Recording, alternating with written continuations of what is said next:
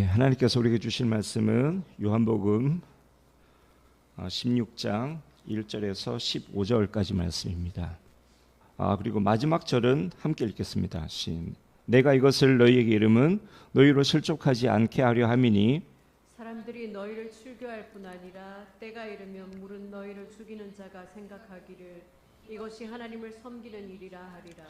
그들이 이런 일을 할 것은 아버지와 나를 알지 못함이라. 오직 너희에게 이 말을 한 것은 너희로 그 때를 당하면 내가 너희에게 말한 이것을 생각나게 하려 함이요 처음부터 이 말을 하지 아니한 것은 내가 너희와 함께 있었습니다. 지금 내가 나를 보내신 이에게로 가는데 너희 중에서 나더러 어디로 가는지 묻는 자가 없고 도리어 내가 이 말을 함으로 너희 마음에 근심이 가득하였도다. 그러나 내가 너희에게 실상을 말하노니 내가 떠나가는 것이 너희에게 유익이라. 내가 떠나가지 아니하면 보혜사가 너희에게로 오시지 아니할 것이요 가면 내가 그를 너희에게로 보내리니 그가 와서 죄에 대하여 의에 대하여 심판에 대하여 세상을 책망하시리라. 죄에 대하여라 함은 그들이 나를 믿지 아니함이요 의에 대하여라 함은 내가 아버지께로 가니 너희가 다시 나를 보지 못함이요 심판에 대하여라 함은 이 세상 임금이 심판을 받았음이라. 내가 아직도 너희에게 이를 것이 많으나 지금은 너희가 감당하지 못하리라. 그러나 진리의 성령이 오시면 그가 너희를 모든 진리 가운데로 인도하시리니 그가 스스로 말하지 않고 오직 들은 것을 말하며 장래일을 너희에게 알리시리라. 그가 내 영광을 나타내리니 내 것을 가지고 너희에게 알리시겠습니다. 무릇 아버지께 있는 것은 다 내 것이라. 그러므로 내가 말하기를 그가 내 것을 가지고 너희에게 알리시리라 하였노라. 아멘. 본문 말씀에서 예수님은 제자들에게 이제 출교를 당하고 죽임을 당하게 될 것이라고 이제 말씀을 하시죠. 지금 제자들은 가뜩이나 예수님께서 이제 곧 죽으실 것이라고 말씀을 하셨고요. 그리고 또 앞에서는 미움을 당하게 될 거고 박해를 받게 될 것이다라고까지 말씀하셨어요. 그래서 가뜩이나 지금 제자들이 이제 긴장을 바짝 하고 있는 그런 상태인데 거기에다 대놓고 이제 죽임을 당하게 될 거다. 출교를 당하게 될 거다 이렇게까지 말씀하시니까 이제 우는 애한테 뺨 때린 격이죠. 그러니까 유대인들한테는 출교 이게 죽음만큼 무서운 일이거든요. 그러니까 종교적인 매장일 뿐만 아니라 그 출교라는 말은 이스라엘 사람들은 그 하나님 여호와 유일신앙 공동체이지 않습니까? 이제 거기서 내보내지는 거기 때문에 사회에서도 퇴출되는 그런 걸 의미하는 거거든요. 그렇기 때문에 그냥 거의 죽음 사형 선고와 같은 의미예요. 그러니까 출교와 죽임당함 같은 의미로 보시면 되는 거예요. 그러니까 최종적으로 예수님은 자신께서 죽으시겠다라고 말씀을 하신 이후에 제자들에게 너희들도 죽을 거야 라고 지금 얘기를 하시는 거거든요. 그러니까 진짜 우는 애 뺨 때린 그런 격이 되는데 그런 상황에서 지금 주님은요 그럼에도 불구하고 주님께서 가시는 것이 제자들에게 유익하다라고 말씀을 하고 계십니다. 여기서 먼저 우리가 확인을 하고 넘어가야 되는 단어가 하나 있는데요. 바로 책망이라는 단어죠. 8절에 나오는 말씀인데요. 이 단어를 보면 성령께서 뭐 야단을 치시나 보다라고 우리가 생각을 할 수 있는데 지금 이 단어가 그런 의미는 아니에요. 우리가 보통 책망이라고 하면 그냥 야단친다라는 의미보다는 전체적인 뉘앙스가 뭘 잘못했고 뭐가 잘못됐고 이런 것들을 일일이 따져가면서 그 죄를 하나하나 조목조목 지적을 해주는 게 책망이지 않습니까? 잘못된 걸 다 들춰내는 거죠. 지금 본문에서 이 책망이라고 번역된 이 단어가 사실은 그런 의미를 가지고 있어요. 우리 성경에서는 그냥 책망으로 번역을 한 건데 사실은 그냥 단순히 야단치는 의미가 아니라 심판하기 전에 죄를 정죄하는 그런 의미를 가지고 있는 단어가 바로 이 책망하다로 번역된 이 단어예요. 그래 지금 주님께서 오늘 앞에 뭐 죽으실 것이다라는 말씀과 함께 너희들이 출교 당하게 되고 또 죽임을 당하게 될 거란 이 말씀이랑 방금 이 책망이라는 단어로부터 시작되는 8절부터 11절 말씀을 두 개를 딱 놓고 보면 별로 관련이 없는 상관이 없는 전혀 별개의 얘기처럼 보이는데 뒤에서 말씀을 따로 드리겠습니다만 사실은 이 두 가지가 상관이 없는 게 아니라 직접적인 연관이 있는 그런 말씀이에요. 이제 어떻게 연관이 되는지는 우리 하나하나 따져보면서 이제 보도록 그렇게 하겠습니다. 8절 말씀에 들어가 보면은요, 거기서 주님은 성령께서 오시면 먼저 죄에 대해서 책망하실 것이다 라고 말씀하시죠. 그러면서 9절에서 뭐라고 하시냐면 그 죄는 그들이 나를 믿지 아니함이다 이렇게 말씀을 하세요. 뭐 이거는 우리가 쉽게 이해를 할 수 있죠. 왜냐하면 우리가 앞에서 봤지만요, 요한복음 3장 18절에서 주님이 뭐라고 말씀하시냐면 지금 유대 종교 지도자들, 이 사람들은 주님을 믿지 않기 때문에 그 사람들은 벌써 심판을 받은 것이다 라고 이렇게 말씀을 하시거든요. 그러니까 이 말씀을 근거로 놓고 보면 지금 예수님을 믿지 않는 유대인들, 이 사람들은 이미 심판을 받은 것들일 거예요. 그죠? 그러니까 예수님께서 그렇게 말씀을 하셨기 때문에 이건 이미 확정이죠.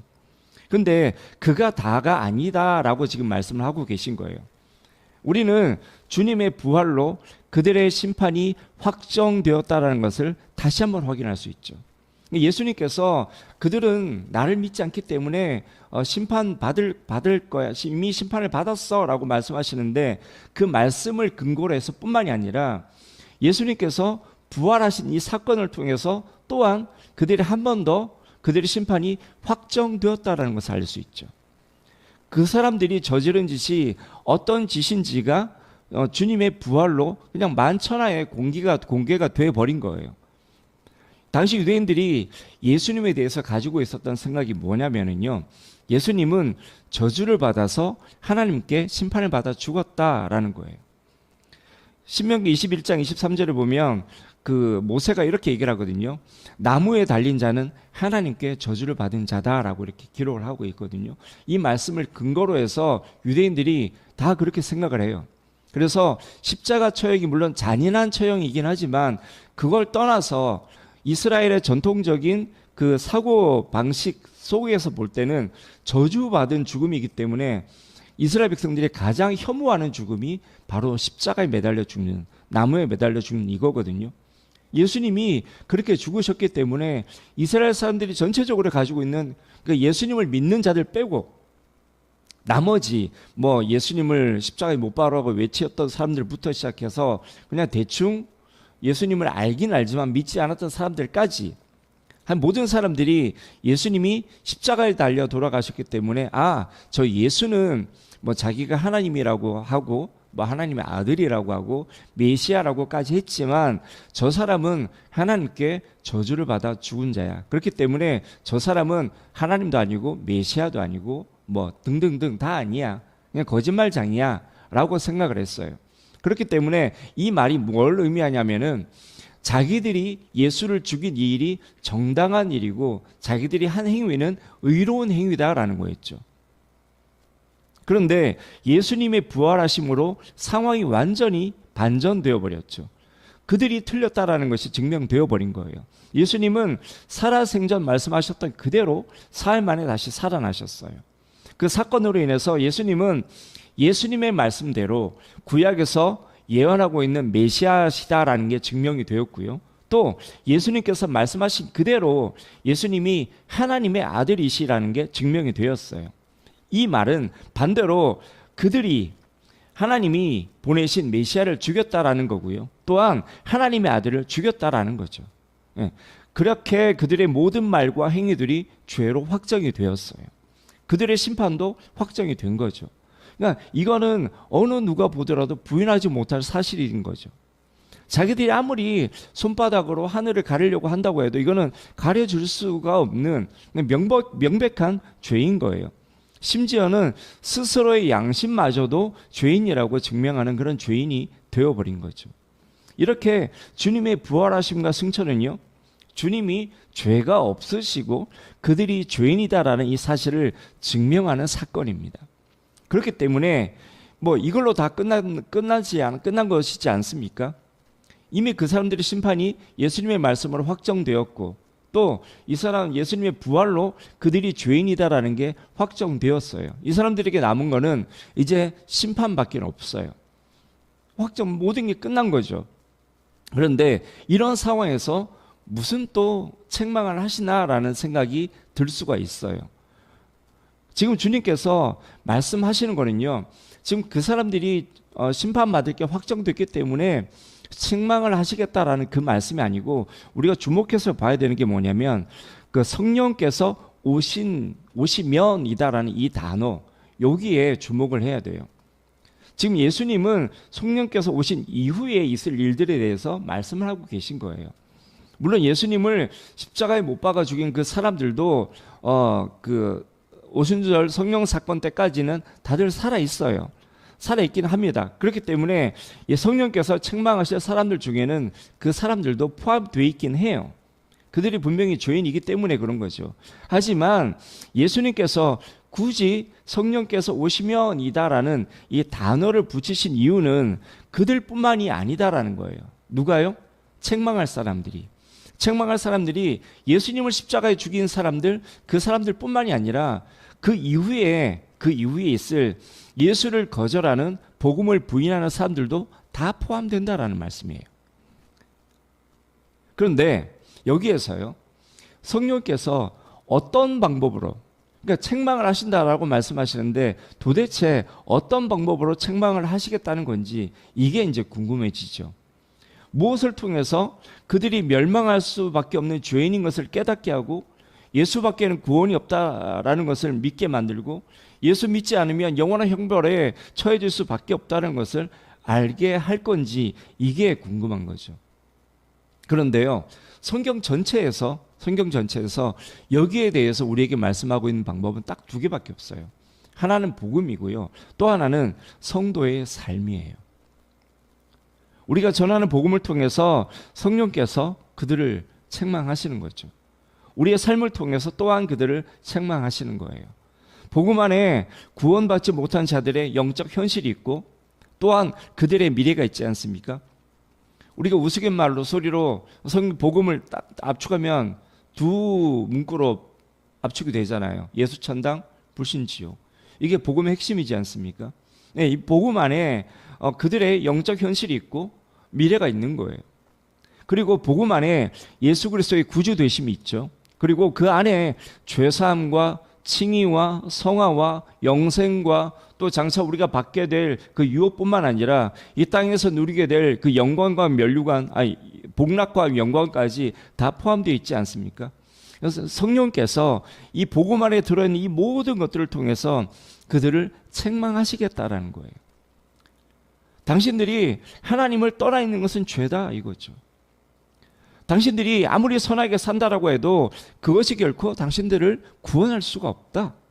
당신들을 구원하시기 위해 예수께서 생명까지도 내어놓으셨는데, 그 예수를 부인하고 거절하는 것은 당신을 구원하기 위해서 독생자 예수를 내어주신 하나님의 사랑을 거절하는 것이고, 또 당신을 구원하기 위해서 자기의 목숨을 내어주신 그 하나님의 아들 예수를 거절하는 것이다. 이렇게 그 사람들을 책망하는 겁니다, 복음으로. 그때 성령님께서 사용하는 두 번째 도구가 바로 저와 여러분들의 삶이 되는 거죠. 우리는 그렇게 구원받아 하나님의 자녀가 되고 또 영생을 소유하게 된 산 증인들이지 않습니까? 어떻습니까? 여러분에게는 이 복음으로 세상을 책망할 만한 증거가 있습니까? 증거라고 해도요, 우리 알지 않습니까? 하나님께서 우리에게 뭐 대단한 것을 요구하지 않으신다라는 거 우리는 알고 있잖아요. 주님께서 계속 말씀하셨던 게 그것 아닙니까? 내가 너희들에게 대단한 것을 요구하는 것이 아니다. 내가 너희들에게 요구하는 것은 성령의 열매가 너희의 삶에서 드러나는 것. 그 열매, 그걸 좀 달라는 것이다. 이 말씀을 지금 우리가 계속 요한복음을 통해서 듣고 있는 말씀이지 않습니까? 기억하시죠? 그걸 가지고 성령께서 여러분을 통해서 세상을 책망하실 건데, 그게 있어야 된다라는 이 말씀을 지금 하고 계신 거예요. 사랑과 희락과 화평과 오래 참음과 자비와 양성과 충성과 온유와 절제, 이 성령의 9가지 열매가 우리의 삶에서 태도, 말, 표정 이런 것들을 통해서 그대로 드러나게 되는데, 이게 열매라고 말씀드렸지 않습니까? 그 열매가 뭐죠?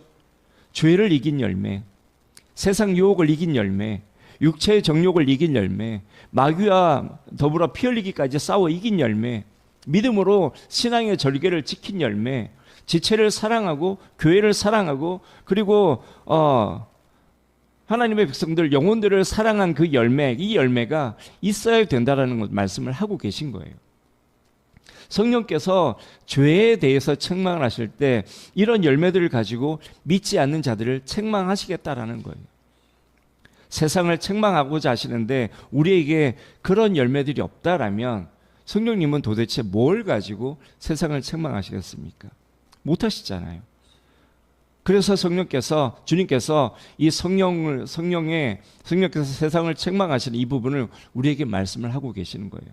죄에 대해서 책망을 하실 건데 이때 도구가 두 개, 복음과 우리의 삶이 필요한데 우리가 복음을 전해야 하고 또한 그 복음에 합당한 삶을 살아내야 한다라는 이 말씀을 하고 있는 거죠.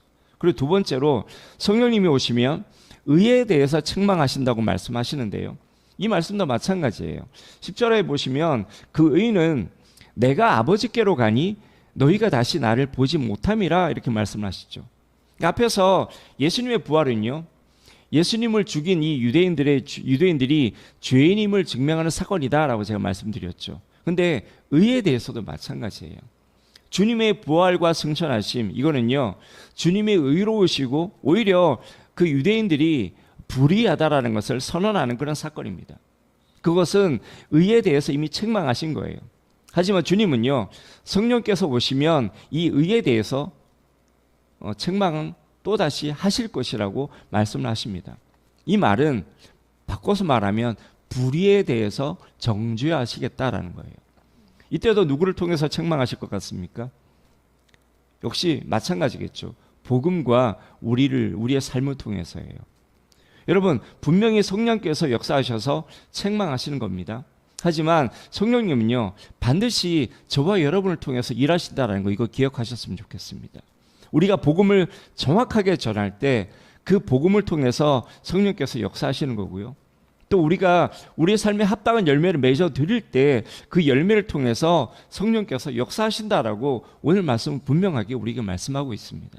그렇다면 우리가 전하는 복음 속에 반드시 포함되어야 하는 것이 뭐겠습니까? 앞에서 말씀드렸던 첫 번째는 죄 사함에 대한 내용이 분명히 들어가야 되겠죠. 그리고 두 번째로는 의롭다함, 이 칭의가 반드시 들어가야 되는 거예요. 주님께서 말씀하시는 의는요 도덕적인 의가 아니라 하나님의 의, 하나님 자체라는 걸 우리가 기억해야 합니다. 구원에 이르는 의이고 정죄함이 없는 의, 이게 바로 하나님의 의거든요. 지금 주님께서 말씀하신 의는 바로 이걸 말씀하시는 거예요. 이 의는요 우리가 죽었다 깨어나도 우리 노력으로, 우리 의로, 우리 공로로는 이룰 수 없는 의죠. 그래서 성경에서 뭐라고 말씀하십니까? 의는 없나니 하나도 없다, 이렇게 말씀을 하시잖아요. 하지만 하나님은요 예수 그리스도를 믿는 모든 자들에게 그 의를 전가시켜 주셔서 우리를 의롭다 하십니다. 이게 바로 칭의죠. 예수 그리스도의 모든 공로를 이룬 의가 내 의가 되는 거예요. 언제예요? 내가 예수 그리스도를 믿는다라고 고백할 때, 바로 그 순간에 예수 그리스도의 의가 나에게로 전가되는 거예요. 이게 어떤 도구를 통해서, 어떤 경로를 통해서 전가되는 것이 아니라 그냥 하나님께서 그렇게 선언하시는 거예요. 내가 예수 그리스도를 믿겠다라고 고백하는 그 순간 하나님께서 나를 통해 나를 향해서 너는 의롭다라고 말씀하시는 거죠. 이게 바로 칭의고 의의 전가예요. 내가 순종했기 때문도 아니고요, 내 죄를 씻기 위해서 내 피로 내 죄를 씻었기 때문도 아니에요. 우린 그저 믿음을 고백했던 것뿐인데 그 고백과 동시에 하나님은 예수 그리스도의 의를 우리에게 옷 입혀 주신 거죠. 세상에 스스로 의로운 사람들이 참 많습니다. 자타가 공인하는 사람들도 매우 많죠. 하지만 그 의는요 어디까지나 자기 만족적 의예요. 사람의 의는 하나님의 의와는 비교 자체가 불가능하죠. 그러니까 우리가 이 너무나 더러운 세상 속에 살고 있다 보니까 조금만 깨끗해도 그게 희다라고 표현을 하고 그걸 깨끗하다라고 이렇게 표현을 하죠. 하지만 하나님의 깨끗하게 비교하면 우리의 깨끗함은 얼룩투성이고요, 우리는 하얗다라고 생각했던 그게 하얀색이 아닐 수도 있는 거예요. 우리는 의롭지 못함을 이제는 잘 압니다. 우리 의가 결코 구원에 이르지 못한다라는 것을 우리는 잘 알아요. 하지만 우리는요, 전혀 의롭지도 않은데도 우리가 나 스스로를 이렇게 바라봤을 때, 아니, 보면 볼수록 우리는 나 자신에 대해서 더욱더 실망할 수밖에 없고 낙심될 수밖에 없는 그런 모습이죠. 그런 확신을 가지는, 그럼에도 불구하고 우리가 나 스스로가 의롭다라고 말할 수 있는 이유가 어디에 있습니까? 바로 내 공로 때문에요? 내 의로움 때문에요? 아니잖아요. 예수 그리스도의 공로 때문에 그런 건 아닙니까? 내가 예수를 믿을 때 하나님이 나를 의롭다 해주신다라는 이 칭의를 알고 있기 때문에 나는 내 모습을 보면서 실망할 수밖에 없고 낙심할 수밖에 없지만, 그럼에도 불구하고 내 모습이 여전히 그럼에도 불구하고 하나님 앞에서, 마귀의 참수 앞에서 나는 의롭다라고 얘기를 할 수 있는 거예요. 비록 난 여전히 연약하고 못난 모습이고 여전히 난 죄인이고 오늘도 실패하고 넘어졌지만, 그럼에도 불구하고 내가 하나님의 자녀 됨이나 천국 백성 됨이나 그리스도의 신부 됨에 대해서 한치의 의심도 없는 것은, 내가 예수 그리스도 이 이름 붙잡고 있으면 예수의 의가 내 의가 된다라는 것, 이거를 우리가 확실하게 믿고 있기 때문인 거죠. 내 공로는 전혀 없지만 예수의 보혈이 나를 덮어서 내 죄가 가리움을 받을 줄을 믿는 거고요. 또 내 공로는 전혀 없지만 내게 입혀진 그 예수 그리스도의 의로 인해서 하나님의 나를 의롭다 해 주실 줄을 믿기 때문인 거죠. 이게 복음을 통해 그대로 전달되어야 하는 겁니다. 여러분의 복음은 어떻습니까?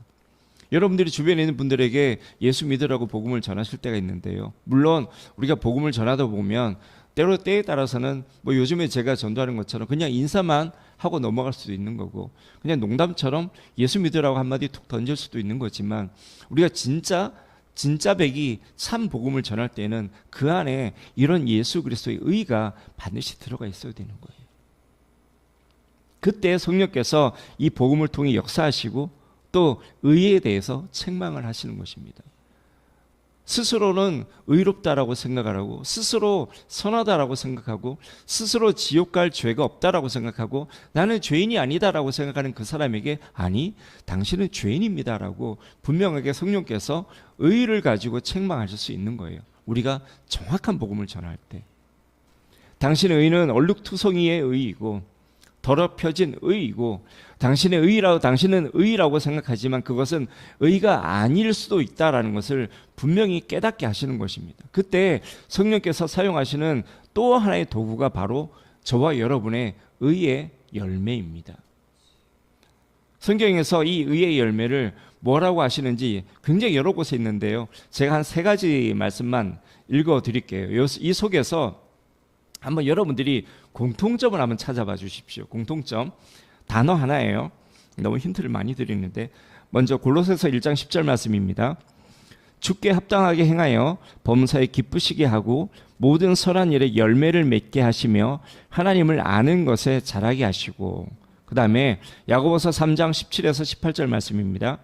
오직 위로부터 난 지혜는 첫째 성결하고 다음에 화평하고 관용하며 양순하며 긍휼과 선한 열매가 가득하고 편견과 거짓이 없나니 화평하게 하는 자들은 화평으로 심어 의의 열매를 거두느니라. 그다음에 3번째 빌립보서 1장 9절에서 10절 말씀입니다. 내가 기도하노라 너희 사랑을 지식과 모든 총명으로 점점 더 풍성하게 하사 너희로 지극히 선한 것을 분별하며 또 진실하여 허물 없이 그리스도 날까지 이루고 예수 그리스도로 말미암아 의의 열매가 가득하여 하나님의 영광과 찬송이 되기를 원하노라. 공통점이 뭡니까? 열매죠. 지금 예수님은요 계속 똑같은 말씀을 해오고 계신 거예요. 앞에 15장부터 해서 계속 똑같은 말씀, 뭐죠? 열매를 말씀하고 계신 거예요. 성령께서 이렇게 세상을 책망하실 때 복음을 사용하시고 또한 사용하는 것이 바로 우리의 열매다라는 거예요. 세상 사람들에게는 하나님의 말씀을 들을 수 있는 통로가 복음밖에 없기 때문에 우리가 성령께서 이 복음을 사용하시는 거예요. 그 복음이 생명의 말씀이 되기 위해서는 뭐가 필요하겠습니까? 바로 열매가 필요한 거예요. 그렇기 때문에 우리에게 열매를 요구하시는 겁니다. 예수의 생명을 받아서 살게 된 저와 여러분이 예수의 열매, 그 열매가 없다라는 것은 그 복음이 가짜라는 것밖에 더 되겠습니까? 그래서 성령께서 우리에게 열매를 요구하시는 거예요. 우리가 우리 입술로 복음을 전합니다. 그 복음 속에 들어있는 진리의 말씀들을 통해서 성령께서 일단 1차적으로는 그 진리를 가지고 그 복음을 듣는 사람의 심령에 책망을 하세요. 그리고 나서 우리의 열매를 가지고 확증해 주시는 거예요. 이 복음이 살아있는 말씀이고 생명의 말씀이다라는 것, 참 진리의 말씀이다라는 것을 우리의 열매를 가지고 증명해 보여주시는 거죠. 이해가 되시죠? 그리고 마지막으로 주님께서 성령께서 오시면 심판에 대해 책망하실 것이라고 또한 말씀하시는데요. 11절을 보시면은요, 심판에 대하여라 함은 이 세상 임금이 심판을 받았습니다 라고 말씀하시죠. 여러분, 이 말씀도요, 예수님께서 부활하실 때 이미 성취가 된 사건이죠. 우리가 예수를 믿는 순간 우리에게 적용이 돼서 또한 실제가 되는, 실제적인 사건이 되기도 하는 사건이고요. 그리고 우리가 요한계시록에서 보았지만은 마지막 때 최종적으로 우리 주님께서 다시 오실 그때에 모든 사탄과 귀신들과 그 앞잡이들이 지옥불에 던져지면서 최종적으로 성취될 말씀이 바로 이거예요. 여러분, 우리 주님께서요, 십자가에서 죽으심으로 죄에 대해서 사탄을 심판하셨습니다. 그리고 부활하심으로 죽음에 대해서도 심판을 하셨어요. 그 결과 이제 죄와 사망 권세를 가진 이 사탄은요, 성자 하나님이신 이 예수 그리스도의 이름에 대해서는 그 어떤 권세도 없습니다. 그래서 우리가 예수 그리스도 그 이름을 붙잡고 있을 때 죄와 사망 권세가 우리에 대해서는 손가락 하나, 머리카락 하나, 털끝 하나 건드리지들 못하게 되어 있는 거예요. 그런데 여러분, 이것이 여러분의 복음에 들어 있습니까? 예수께서 십자가상에서 사탄에 대한 심판도 다 이루셨다라는 것, 여러분의 복음에 들어가 있어야 하는 겁니다. 그래서 더 이상 성도는 죄와 사망 권세를 두려워할 이유도 없고 사탄과 귀신과 이 세상을 두려워할 이유도 없다라는 것, 이거를 분명하게 복음 속에 담아서 전해 주셔야 돼요. 여러분의 복음 안에 이게 들어가 있지 못하면은요, 성령께서 복음을 통해서 이 세상을 책망하실 수가 없는 거예요. 이게 사탄에 대해서 심판하실 수가 없는 거죠. 사람들이 복음을 들으면서도 여전히 죄와 사망 권세를 두려워하고 어둠의 세력을 두려워하고 죄책감에 사로잡혀서 늘 패배자의 삶을 살 수밖에 없게 되는 것입니다. 복음을 들었음에도 불구하고, 예수를 믿었음에도 불구하고 여전히 사탄 무서워하고 귀신 무서워하고 세상 두려워하고 세상 눈치 보고 그렇게 살아가게 되는 거예요. 그 이유가 바로 여기에 있는 거죠.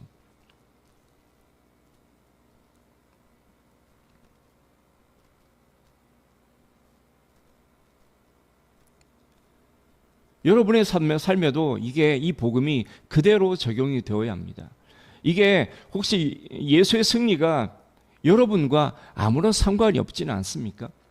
예수님이 승리하신 것이 내 삶에 아무런 적용이 되고 있지 않지는 않습니까? 예수님은요, 모든 죄와 사망 것을 다 이기셨는데 여전히 여러분은 죄책감에 사로잡혀 지내진 않습니까? 사탄이 가장 잘하는 것이 뭐라고 말씀드렸습니까?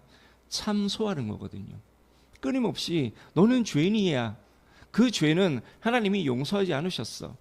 그 죄가 얼마나 더럽고 무서운 죄인데 하나님이 그 죄를 용서하셨겠니? 지금 그 정도 회개한 거 가지고 용서가 되겠어? 이게 사탄이 우리에게 끊임없이 말하는 거거든요. 그래서 대한민국 성도들이 제일 잘하는 게 뭐냐면 자기 죄의 보따리 이렇게 들고 오잖아요. 그래서 내려놓고 하나님 앞에 풀어놓고 일일이 끄집어내가면서 회개 기도를 다 해요. 이거 정말 잘해요. 그런데 문제는 그 회개 기도 다 끝나면 그걸 다시 주섬주섬 다 집어넣어서 챙겨가지고 집에 들고 가. 대한민국 성도들이 제일 잘하는 게 이거예요. 예수 그리스도가 십자가상에서 죄와 사망 권세를 다 이기셨다는 말은 우리의 모든 죄를 다 사하셨다라는 거예요. 물론 그렇다라고 내가 회개를 하지도 않았는데 사하셨다라는 말은 아닙니다. 여러분들 분명하게 이해하셔야 되는 건 뭐냐면 주님께서 우리 죄를 다 사하셨다라는 말은 우리가 우리 모든 죄를 사함 받을 수 있는 자격을 얻었다라는 거예요. 그래서 우리가 예수 이름으로 회개하면 100%그 죄가 사함을 받습니다. 우리 이 성막을 배울 때 지성소에 그 속죄소 위에 피를 뿌리는 것 왜 뿌린다고 그랬습니까? 하나님께서 이스라엘 백성들을 바라보실 때 분명히 하나님의 율법을 통해서 이스라엘 백성들을 하나하나 보시거든요. 그들이 거룩한지 아닌지, 그들이 하나님의 말씀에 순종하는 자인지 아닌지, 하나님의 백성인지 아닌지 그 율법을 통해서 그거를 판단하시는데, 그 율법을 통해서 보셨을 때 살아남을 사람이 누가 있겠습니까? 그래서 그 위에 어린 양의 피를 뿌리는 거예요. 피를 통해서 보는 거죠. 피를 통해서 보니 다 깨끗하게 보이시는 거죠. 그래서 그 이스라엘 가운데 하나님이 임재하시는 거고, 그 가운데 좌정하셔서 이스라엘 백성들에게 말씀하시고 그들과 함께 동행하셨던 거예요. 우리도 마찬가지예요. 우리가 이 모습 이대로 주님 앞에 나아갔을 때는 우리는 하나님 앞에 그냥 더러운 추한, 아니 하나님 앞에 일절 가까이 갈 수 없는 그런 죄인일 수밖에 없어요. 그런 우리가 어떻게 주님 앞에 나아갈 수 있겠습니까? 우리 삶에 예수 그리스도의 그 보혈의 능력이 그냥 그대로 입혀졌기 때문인 거예요. 주님께서 십자가상에서 모든 죄와 사망 못을 이기셨기 때문에 그런 거예요. 우리가 그 예수 그리스도 그 이름 붙잡고 가기 때문인 거고, 그 보혈을 의지해서 하나님 앞에 나아가기 때문에 우리가 하나님 앞에 오늘도 이렇게 나와 앉아 있을 수 있는 거죠. 이 마귀, 귀신, 세상 권세, 죄의 유혹 이런 것들은요 결코 만만한 상대가 아닌 건 저도 알고 다 알아요. 우습게 여길 존재도 아니죠. 하지만요 여러분, 이런 것들은 더 이상 두려워할 존재가 아닙니다. 마귀의 참소에 대해서 여러분 흔들리지 마십시오. 물론 우리 양심은 찔려요. 그래, 나에게 그런 죄가 있었지. 하지만 그렇다고 그걸로 찔려가지고 그냥 전전긍긍하지 마십시오. 예수 그리스도의 보혈의 능력은요 이미 우리 죄를 다 깨끗게 하셨습니다. 여러분들이 하나님 앞에 모든 죄를 내려놓고 회개했을 때 이미 깨끗해졌어요. 그거 또 들고 집에 가지 마세요. 안 그래도 들고 다닐 짐들이 많고 우리 어깨에 올려지는 짐들이 많은데 왜 그것까지 들고 다니세요? 이미 여러분은 깨끗하게 되었습니다. 아멘. 예, 참소에, 사탄의 참소에 대해서 예수 그리스도 이름으로 대적하십시오. 내가 예수 그리스도 이름으로 명한다. 나를 참소하고 죄책감 가운데 묶여서 하나님 앞에서 자유롭지 못하도록 만드는 모든 거짓의 영들은 예수 그리스도 이름으로 떠나갈지어다. 늘 예수 그리스도 이름으로 대적하십시오. 여러분 어떻습니까? 우리에게는 예수의 이름이 있고 하나님의 자녀됨이 있고 또 성령께서 함께 하시기 때문에 이게 다 가능한 거예요. 여러분 여기까지 보니까 주님께서 왜 떠나가시는 것이 유익하다라고 말씀하시는지 조금은 이해가 되지 않습니까? 성령님은요 우리 안에 내주하시면서 무턱대고 열매만 요구하시는 분이 결코 아니십니다.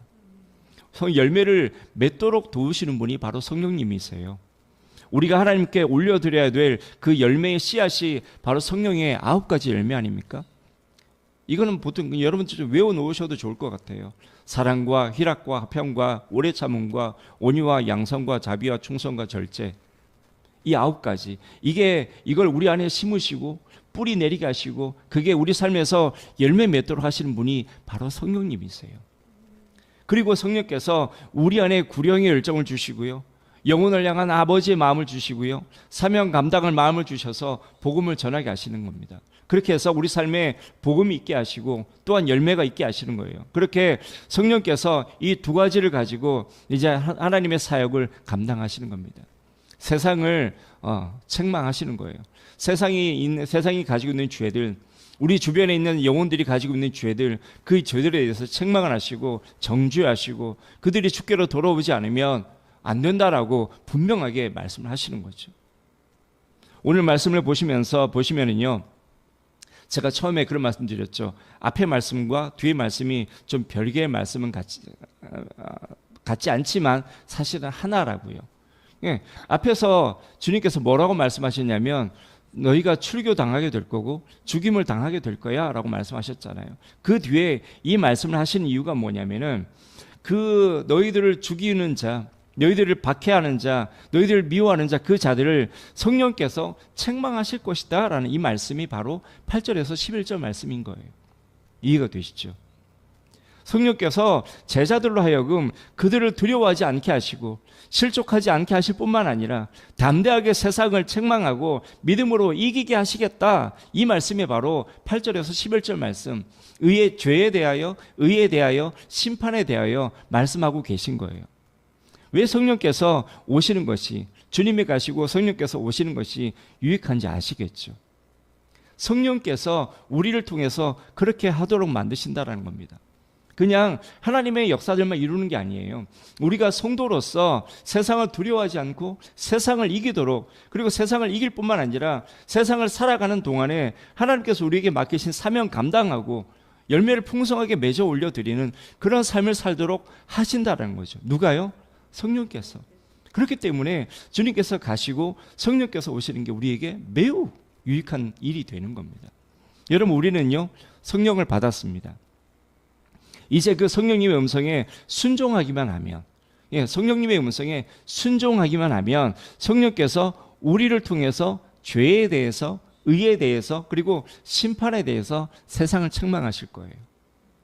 이 모든 과정 속에서 영혼이 죽게 돌아오는 역사가 일어날 거고요. 또한 하나님께서 영광을 받으실 거예요.